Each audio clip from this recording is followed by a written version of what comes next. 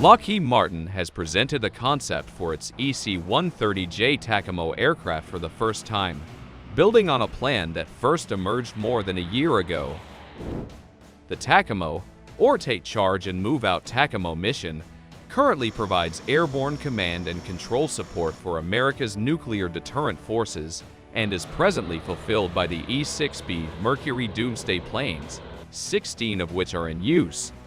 In recapitalizing with the new EC-130J TACAMO, the Navy will be going back to the future, with the Mercury having previously replaced another Hercules variant, the Cold War-era EC-130Q.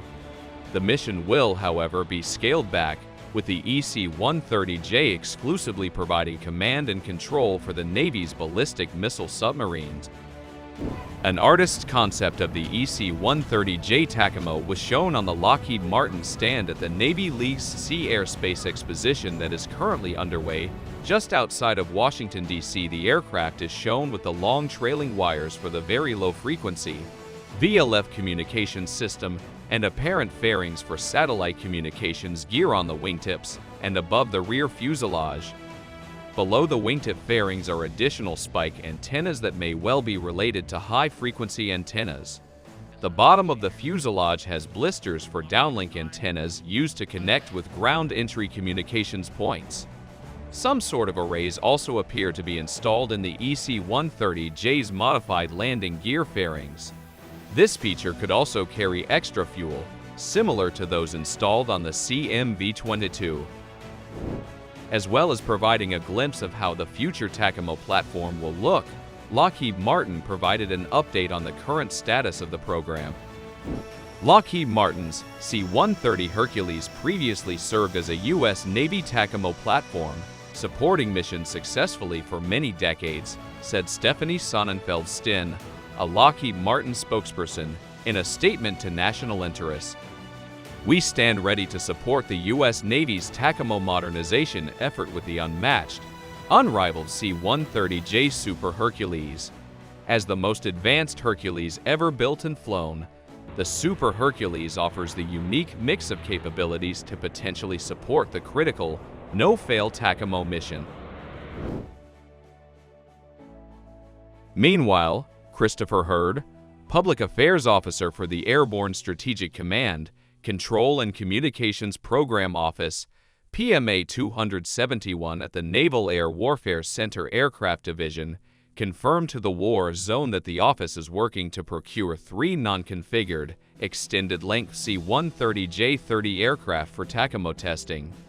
The first test aircraft will tentatively arrive at Naval Air Station Patuxent River, Maryland in the FY26 timeframe, Hurd added. Despite the EC-130J having previously served as a TACAMO platform, the decision to replace the 4-jet E-6B, some of the last Boeing 707 airliner derivatives built, with a turboprop platform was in some ways surprising. While the Hercules cargo-focused fuselage offers considerable capacity for avionics and equipment, a derivative of the twin-engine P-8 Poseidon maritime patrol aircraft, or even the KC-4-6 Pegasus tanker seemed most likely. There is also no shortage of bizjet-based platforms that could potentially have been candidates too, although it's questionable if a smaller airframe would have offered the capacity for trailing wire stowage as well as the necessary crew size and endurance.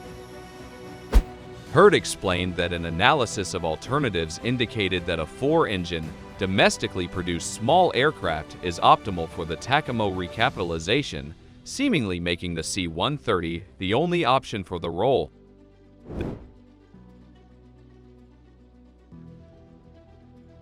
The C-130 is currently extensively fielded within the Department of Defense and deployed at various bases worldwide that create operational support synergies for proving TACAMO execution, Hurd added, pointing to the logistics, maintenance, and training advantages offered by a platform that's already in widespread U.S. and Allied service, including with the U.S. Navy and Marine Corps. Hurd also pointed out that the C-130J-30 met the required performance parameters, including the ability to continue its tasking with one engine out, regardless of when and where it occurs in the mission profile. Sources have told the war zone that the EC-130J would also drastically expand the number of airfields that the TACAMO could sit alert at and operate out of, making them more survivable and less predictable than the E-6.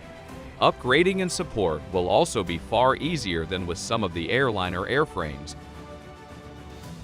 The unique TACAMO mission profile also involves pilots putting the aircraft into a very steep and tight banking turn at slow speed to ensure that the antenna for the VLF communications system is as close to vertical as possible to maximize transmission effectiveness. These turns are typically repeated, often for hours at a time, to send messages. The accelerated testing on a proven airframe will reduce the time needed to get to an initial operating capability if all expectations are met during testing, Hurd explained. There have been some other recent developments with the program too, including the award of a sole source contract to Collins Aerospace for the VLF communications system, while an open competition will lead to a contract award for mission systems integration. In one significant change from the E-6B that it's replacing, the EC-130J TACAMO will, to begin with, at least, be designed for the TACAMO mission only. Currently, the Mercury fulfills both TACAMO duties for the Navy's ballistic missile submarines and the U.S. Air Force's Airborne Command Post (ABINC) mission, which involves maintaining communications with intercontinental ballistic missile (ICBM) and bomber units. Before the E-6B consolidated the two roles, the ballistic missile support mission was executed by the EC-135 Looking Glass. Potentially, the Air Force's Survivable Airborne Operations Center, which is being developed primarily as a replacement for the Survey's fleet of E-4B Nightwatch aircraft, also known as National Airborne Operations Centers or NAOC, could provide a follow-on for the ABIC mission. However, from what we know so far, the Survivable Airborne Operations Center is mainly pitched as an E-4B successor. If that's the case and SAOC will be a 747 base platform as expected, it seems unlikely that the Air Force will want to acquire and operate a fleet of them that is similar to the size of the current 16-strong E-6B fleet. After all, the current E-4B fleet numbers just 4 aircraft. An inventory somewhere in between is possible though. It's worth noting that, for a while, consideration was given to the Air Force and the Navy considering a new joint platform that would provide a direct replacement for the E-6B, but that project appears to have been terminated by 2020.